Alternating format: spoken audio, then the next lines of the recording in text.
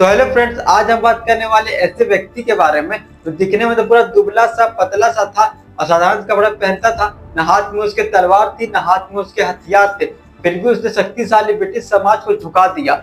वो और कोई नहीं, हमारे महात्मा गांधी है। आइए जानते हैं उनकी पूरी स्टोरी। Watching full video. तो हेलो फ्रेंड्स, मेरा नाम है वर्मा, स्वागत है आपका मेरे एक और न्यू वीडियो पे। तो चलिए स्टार्ट करते हैं। तो 2 अक्टूबर 1869 को गुजरात के पोरबंदर में एक बच्चे का जन्म हुआ। उनका नाम रखा गया मोहनदास करमचंद गांधी। पिता करमचंद गांधी पोरबंदर रियासत के दीवान थे, जबकि माता पुतलीबाई धार्मिक और दयालु स्वभाव की थी। उनकी सोच ने मोहनदास के मन में बचपन से ही सत्य, ईमानदारी और करुणा के संस्कार भर दिए। बचपन में मोहनदास बहुत शर्मीले थे, कम बोलते थे और अपना मन पढ़ाई में लगाते थे। एक बार की बात है, स्कूल की परीक्षा में शिक्षक ने उन्हें दूसरे छात्र की कॉपी देखकर उत्तर लिखने का संकेत दिया, लेकिन उन्होंने नकल करने से मना कर दिया। वही ईमानदारी आगे चल के उनकी सबसे बड़ी पहचान बनी। लगभग 13 वर्ष की आयु में उनकी शादी हो गई एक कस्तूरबा नाम की लड़की से, और कुछ सालों बाद वो कानूनी पढ़ाई करने के लिए इंग्लैंड गए। वहाँ उन्होंने बैरिस्टर की पढ़ाई पूरी की और भारत लौट आए, लेकिन वकालत में उन्हें वैसा सफलता नहीं मिली थी जैसा उन्होंने सोची थी। फिर 1893 को एक कानूनी काम के लिए वे दक्षिण अफ्रीका गए। वहीं उनके जीवन का सबसे बड़ा मोड़ आया। प्रथम श्रेणी का टिकट होने के बावजूद केवल भारतीय होने के कारण उन्हें ट्रेन से नीचे उतार दिया गया। उस रात उन्होंने तय कर लिया कि वे अन्याय के सामने कभी नहीं झुकेंगे। दक्षिण अफ्रीका में उन्होंने सत्याग्रह और अहिंसा के बल पर भारतीयों के अधिकार की लड़ाई लड़ी। लगभग 21 वर्षों के संघर्ष के बाद वे 1915 में भारत लौटे। भारत लौटने के बाद उन्होंने अपना देश भर का दौरा किया और किसानों, मजदूरों, गरीबों की कठिनाई को समझा। 1917 में बिहार के चंपारण में किसान के लिए सत्याग्रह किया। यह उनकी पहली बड़ी सफलता थी और पूरे देश में उनका नाम फैल गया। 1920 में उन्होंने असहयोग आंदोलन किया, जिसमें लाखों लोगों ने स्वदेशी कपड़े का बहिष्कार किया और स्वदेशी अपनाया। 1930 में गांधी जी ने साबरमती आश्रम में दांडी तक लगभग 390 किलोमीटर की ऐतिहासिक यात्रा की। उन्होंने नमक कानून का शांतिपूर्वक विरोध किया। यह दांडी मार्च पूरी दुनिया में चर्चा का विषय बन गया। 1942 में गांधी जी ने करो या मरो का संदेश देते हुए भारत छोड़ो आंदोलन शुरू किया। अंग्रेजों ने उन्हें जेल में डाल दिया, लेकिन पूरे देश में आजादी की लहर और तेज हो गई। आखिरकार 15 अगस्त 1947 को भारत स्वतंत्र हुआ। हालांकि देश के विभाजन के कारण भारी हिंसा हुई। गांधी जी लोगों के बीच जाकर शांति और भाईचारे का संदेश देते रहे। लेकिन 30 जनवरी 1948 की शाम नई दिल्ली में प्रार्थना सभा के दौरान नाथूराम गोडसे ने गांधी जी की गोली मारकर हत्या कर दी। पूरा देश शोक में डूब गया। गोली मारने के बाद वे भाग नहीं सके, उन्हें पकड़ लिया गया और लगभग 1.5-2 साल बाद मुकदमा चला और उन्हें फांसी दे दी गई। लेकिन आज भी महात्मा गांधी का नाम सत्य, अहिंसा और साहस का प्रतीक है। उन्होंने हमें सिखाया कि बड़ा से बड़ा अन्याय क्यों ना हो, बिना हथियार उठाए उससे जीत सकते हैं। और महात्मा गांधी ने अंग्रेजी शासक के खिलाफ कई आंदोलन किए, जिनमें से ये 5 प्रमुख है। पहला, चंपारण सत्याग्रह। चंपारण सत्याग्रह की पूरी कहानी। 1917 में बिहार के मोतिहारी और चंपारण क्षेत्र में अंग्रेज नील इंडिगो की खेती करवाते थे।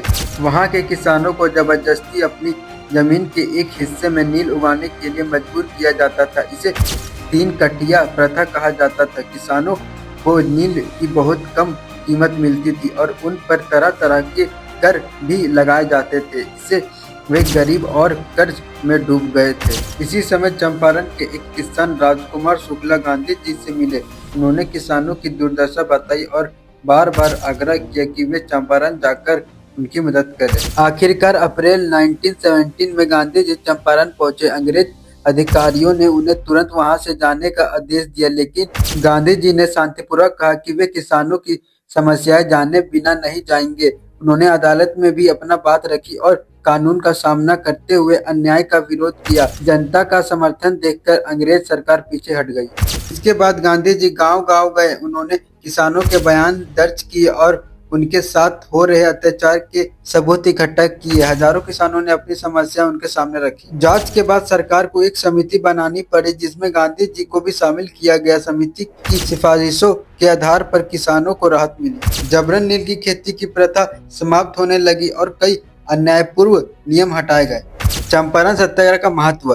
यह भारत में गांधी जी का पहला सफल सत्याग्रह था। किसानों का आत्मविश्वास बढ़ा कि वे शांतिपूर्वक तरीके से भी न्याय पा सकते हैं। गांधी जी पूरे देश में एक बड़ा जननेता के रूप में प्रसिद्ध हो गए। इसी सफलता ने आगे चल के खेड़ा सत्याग्रह, सहयोग आंदोलन, नमक सत्याग्रह और भारत छोड़ो आंदोलन जैसी बड़ी जन आंदोलन की नींव मजबूत की। चंपारण सत्याग्रह के दौरान गांधी जी ने सिर्फ किसानों की मदद नहीं की, बल्कि वहाँ के स्कूल, स्वच्छ और स्वास्थ्य पर भी काम किया। उनका मानना था कि देश की आजादी के साथ साथ समाज का भी विकास होना चाहिए। दूसरा, खेड़ा सत्याग्रह। तो 1918 में गुजरात के खेड़ा डिस्ट्रिक्ट में भारी बारिश और फसल खराब होने के कारण किसानों की आर्थिक स्थिति बहुत खराब हो गई। उनके पास खाने तक के पैसे नहीं थे। उस समय भी अंग्रेज किसानों से पूरा भूमि का लैंड रेवेन्यू वसूलना चाहते थे। किसानों ने कहा कि उसकी फसल बर्बाद हो गई है, इसलिए इस वर्ष कर माफ या स्थगित किया जाए, लेकिन सरकार ने उनकी बात नहीं मानी। किसानों ने गांधी जी से मदद मांगी। गांधी जी ने किसानों की स्थिति का अध्ययन किया और उनकी मांग को उचित माना। उनके साथ सरदार वल्लभ भाई पटेल सहित कई स्थानीय नेताओं ने भी किसानों को संगठित किया। गांधी जी ने किसानों से कहा कि यदि वे सचमुच कर देने की स्थिति में नहीं है तो वे शांतिपूर्वक और एकजुट होकर कर ना दे, लेकिन किसी भी प्रकार का हिंसा न करे। अंग्रेज सरकार ने किसानों पर दबाव बनाया, उनकी संपत्ति जब्त करने और डराने की कोशिश की गई, लेकिन अधिकांश किसान एकजुट रहे और पीछे नहीं हटे। आखिरकार सरकार को समझौता करना पड़ा। जिन किसानों की फसल खराब हुई थी उन्हें कर में राहत दी गई और बकाया वसूलने में भी नरमी बरती गई। खेड़ा सत्याग्रह का महत्व। यह गांधी जी का भारत का दूसरा सबसे बड़ा सत्याग्रह था। इससे किसानों का आत्मविश्वास बढ़ा कि वे अहिंसा और एकता के बल पर अपने अधिकारों के लिए लड़ सकते हैं। इस आंदोलन से सरदार वल्लभ भाई पटेल एक प्रभावशाली जननेता के रूप में उभर कर सामने आए। इस सफलता के आगे चलकर असहयोग आंदोलन और अन्य राष्ट्रीय आंदोलन के लिए मजबूत आधार तैयार किया। खेड़ा सत्याग्रह 1918 में किसानों को कर में राहत पाने के लिए गांधी जी का अहिंसक आंदोलन था, जिसमें कि अंततः किसानों को महत्वपूर्ण राहत मिला। तीसरा, नॉन कोऑपरेशन मूवमेंट। तो जालियांवाला बाग मस्केर में सैकड़ों निहत्थे लोगों की हत्या और ब्रिटिश सरकार के दमनकारी स्वैर से पूरे देश में गुस्सा था। गांधी जी का मानना था कि यदि भारतीय अंग्रेज का सहयोग करना बंद कर दे तो ब्रिटिश शासक कमजोर पड़ जाएगा। इसलिए 1920 में उन्होंने असहयोग आंदोलन शुरू किया, जिसमें गांधी जी ने लोगों को अपील की कि वे विदेशी कपड़े का बहिष्कार करें, सरकारी स्कूलों और कॉलेज को छोड़े, सरकारी नौकरियां और उपलब्धियां त्याग दे, ब्रिटिश आदतों का कम से कम उपयोग करें, खादी पहने और चरखा चलाकर स्वदेशी वस्तुओं को अपनाएं। देश भर में लाखों लोग इस आंदोलन से जुड़े। विद्यार्थी ने सरकारी शिक्षा शासन छोड़ा, कई वकीलों ने अदालत में काम करना बंद कर दिया और लोगों ने विदेशी कपड़े की होली जलाई। यह पहली बार था जब भारत के अलग अलग वर्णों के लोग इतना बड़े पैमाने पर एक साथ स्वतंत्र आंदोलन में शामिल हुए। उसके बाद 5 फरवरी 1922 को उत्तर प्रदेश के चौड़ी चौड़ा में प्रदर्शन के दौरान हिंसा हुई। भीड़ ने एक पुलिस थाने में आग लगा दी, जिसमें कई पुलिसकर्मियों की मृत्यु हो गई। गांधी जी अहिंसा के सिद्धांत पर अडिग थे। उन्होंने माना कि आंदोलन हिंसक दिशा में जा रहा है, इसलिए उन्होंने 1922 में असहयोग आंदोलन वापस लेने का निर्णय लिया। असहयोग आंदोलन का महत्व। यह गांधी जी का पहला देशव्यापी जन आंदोलन था। लाखों भारतीय पहली बार संगठित होकर स्वतंत्र संघर्ष में शामिल हुए। स्वदेशी खादों और आत्मनिर्भर को नई पहचान मिली।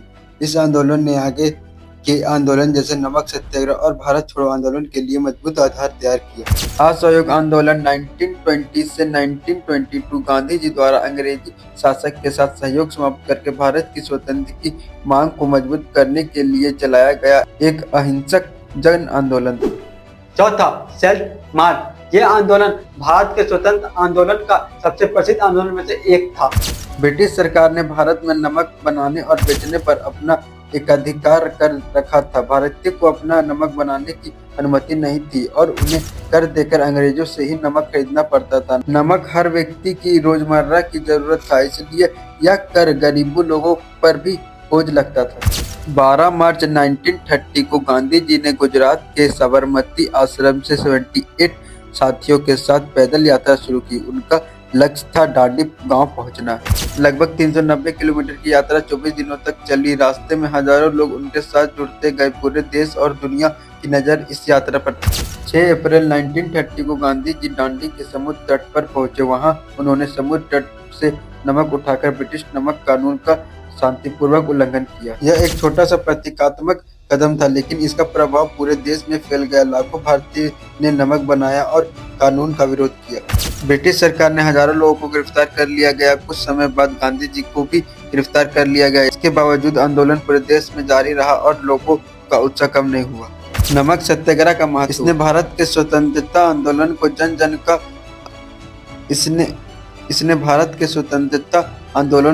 जन का आंदोलन बना दिया। लाखों महिलाओं, किसानों, मजदूरों और युवाओं ने आंदोलन में भाग लिया।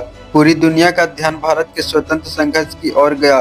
गांधी जी की अहिंसा और सत्याग्रह की नीति को अंतर्राष्ट्रीय पहचान मिली। यह नमक सत्याग्रह 1930 गांधी जी द्वारा ब्रिटिश नमक कानून के खिलाफ किया गया एक अहिंसक आंदोलन था, जिसमें भारत के स्वतंत्र संग्राम को नई ऊर्जा और विश्वव्यापी पहचान दिलाई। और लास्ट 5वां क्विट इंडिया मूवमेंट। 1942 में वर्ल्ड वॉर चल रहा था। ब्रिटिश सरकार ने भारत को भारतीय नेताओं की सहमति के बिना युद्ध में शामिल कर लिया। साथ ही भारत को स्वतंत्र देने का कोई स्पष्ट अवसर नहीं दिया गया। इससे लोगों का असंतोष बढ़ गया। गांधी जी और इंडियन नेशनल कांग्रेस ने निर्णय लिया कि अब अंग्रेज को भारत छोड़ देना चाहिए। 8 अगस्त 1942 को मुंबई के ग्वालियर टैंक मैदान, आज का अगस्त क्रांति मैदान में कांग्रेस की बैठक हुई। यही गांधी जी ने ऐतिहासिक नारा दिया, करो या मरो। उन्होंने लोगों से कहा कि अब स्वतंत्रता प्राप्त किए बिना पीछे नहीं हटना है, लेकिन संघर्ष अहिंसक होना चाहिए। 9 अगस्त 1942 की सुबह ही गांधी जी, जवाहरलाल नेहरू, सरदार वल्लभ भाई पटेल और कांग्रेस के कई बड़े नेताओं को गिरफ्तार कर लिया गया।